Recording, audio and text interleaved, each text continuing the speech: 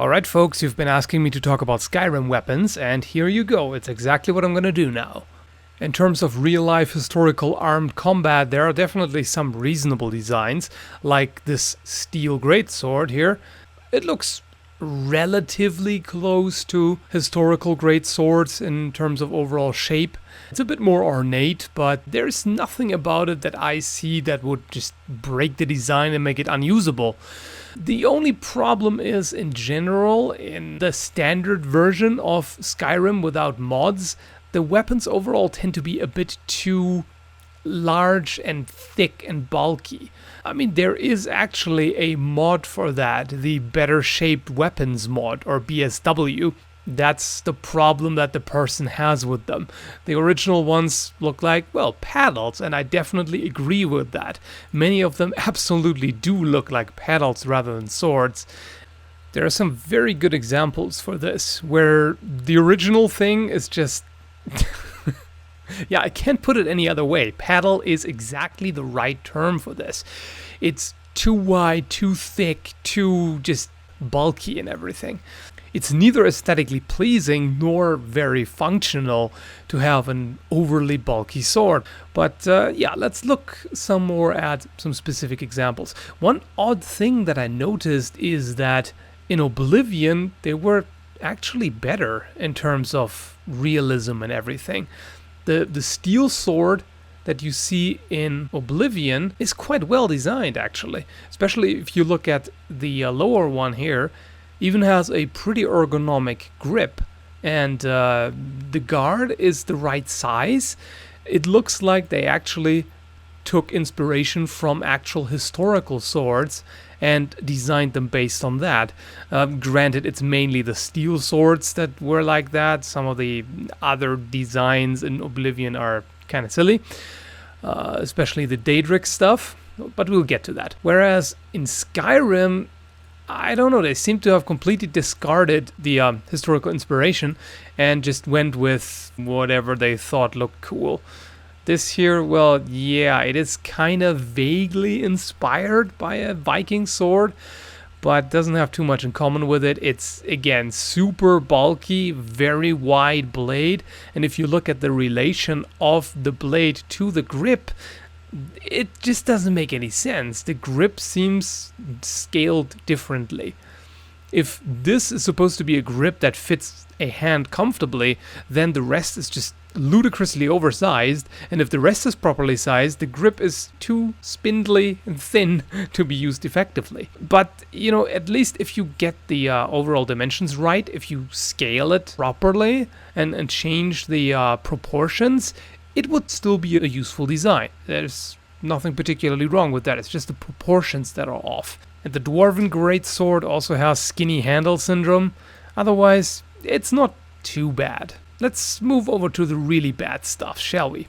What about this? Well, I get that it's an Orc Sword. It's supposed to look rough and primitive and not all that well made and whatnot. But even so, even a mediocre craftsman should make sure to make a usable grip. And this right here is way too irregular to be either comfortable or effective. And the thing is, I mean, they obviously get how to forge metal.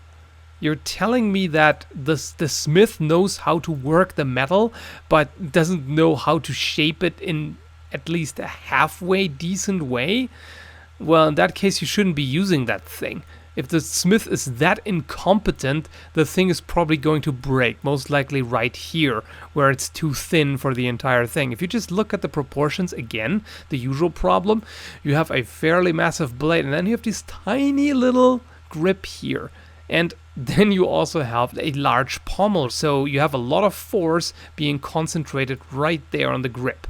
And the irregularities don't help with that.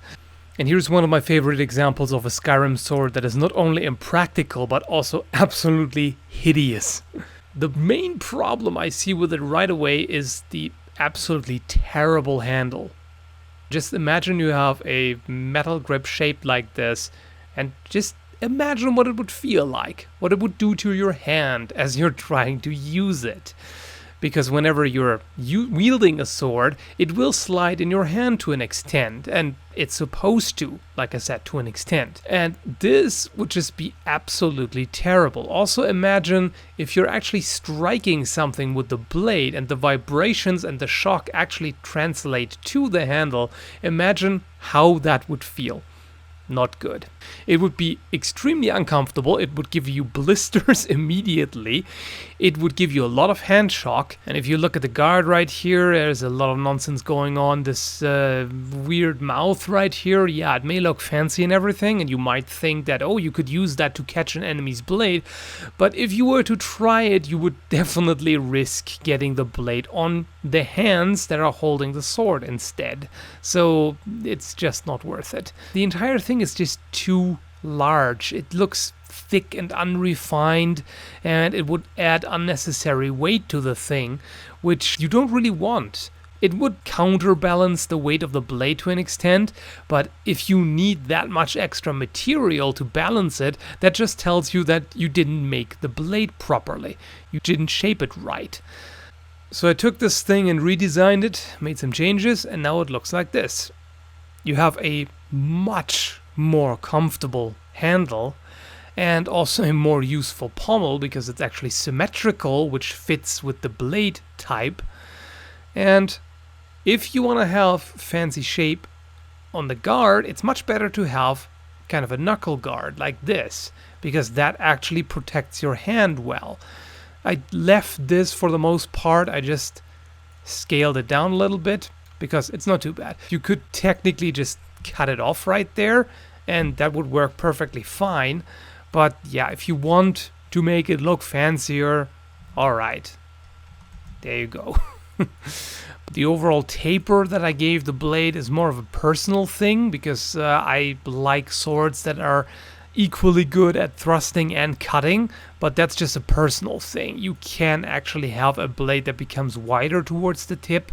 It just means that the point of balance will be further away from the guard, so it won't be quite as nimble in your hands, but it's still perfectly fine. And then we have this Elven Sword right here, which again has skinny handle syndrome. The overall shape is not all that bad. The leaf blade is perfectly usable, no problem with that.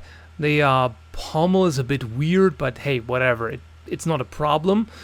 And it's really just that the proportions are wrong. So all I did for this was simply make it narrower. Now it's much more useful. It would weigh less while still being effective. And it just looks better in my opinion. It just doesn't look like a paddle. It looks like a proper sword. And here we go. The Daedric stuff is easily the most nonsensical, impractical junk in the game. It's just, yeah, okay, I get it. It's demonic and magical and blah this and blah that. But no matter how magical it is, you still have some problems, like this piece right here. Yeah, a spiky pommel. That one spike points towards your hands and the other spike points towards your body. Yeah, great. That's a way to get hurt. Even if you were to do a pommel strike with this, guess what? The strike would go in this direction. So in other words, the spike is just not going to come into effect whatsoever. This piece right here, which is again completely useless, at that point with this spike you won't have any chance of using it in a fight. So it's completely pointless, even though it's pointy. And yeah, these pieces right here, why do you have two? It's completely unnecessary. Turn that into one. It doesn't do any more to have two. When the force goes in this direction, those two spikes just kind of dissipated into the wrong direction. Where you actually want it is along with the force of the strike. So it would be much more useful if the entire thing was just one spike instead of two. It would penetrate further. And yeah, then you have this nonsense right here. This is not going to do anything. These spikes here, If you were to strike someone with these who is not naked, their clothing would most likely just bunch up and get stuck in there, and that would simply stop the swing without doing much damage. And even if you were to attack a naked person with this, it's not going to cut in as deeply as if you had an actual edge right here.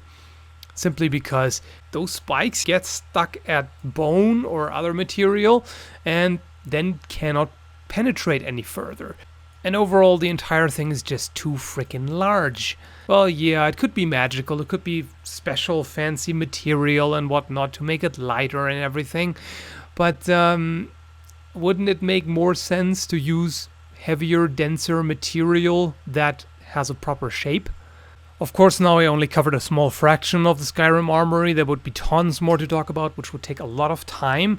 I might make more videos about this if there's interest, but for now let's just end it with a particularly ridiculous display of impracticality. The Elven Axe right here. Do you see that? There are long thorns or needles attached to the handle. Apparently they become smaller, but you can still see a little bit that they are supposed to be there. At least you see these protrusions here. So that is pretty much the dumbest possible thing you could come up with for particularly an axe handle. Because what you want to do with an axe, quite often with a two-handed axe, is adjust your grip so that you can slide your hand up and down depending on what you need in that situation. You get more control if you hold it further up the handle, and you get more power if you hold it further down, and sometimes it may be useful to switch between the two. So you will have to slide your hands up and down this torture device. That seems like a good idea, doesn't it? The shape of the pommel here is not too bad because it would stop your hand from sliding down, but then again, considering the spikes, you might want to slide your hand down all the way to get away from this horrible thing. Okay, after all my ranting, I don't want to leave you on a negative note, so let's look at a better design. If you're looking for a fancy, nice-looking fantasy design that would still be useful, oddly enough, the Dragonbone two-handed sword actually looks pretty damn good. Depending on the exact properties of Dragonbone, which of course, whatever, we could just imagine. But it's actually, if I just look at the overall shape, that's a very good design actually. It seems to have the proper proportions, the guard is the right size, ring pommel definitely works. It's very useful overall. The shape here is not overly exaggerated, especially the point right here is very good. Nice and drawn out, would be excellent for thrusting. And yeah, it's just overall a pretty good design. It may be a bit questionable how well the construction would hold up, because basically the Dragonbone is just held in place by the center metal strip here. But just in terms of overall shape and also aesthetics, this is pretty good. I wish they had designed more of them like that. So if you end up in a battle to the death, don't be stupid. Winners don't use Daedric weapons.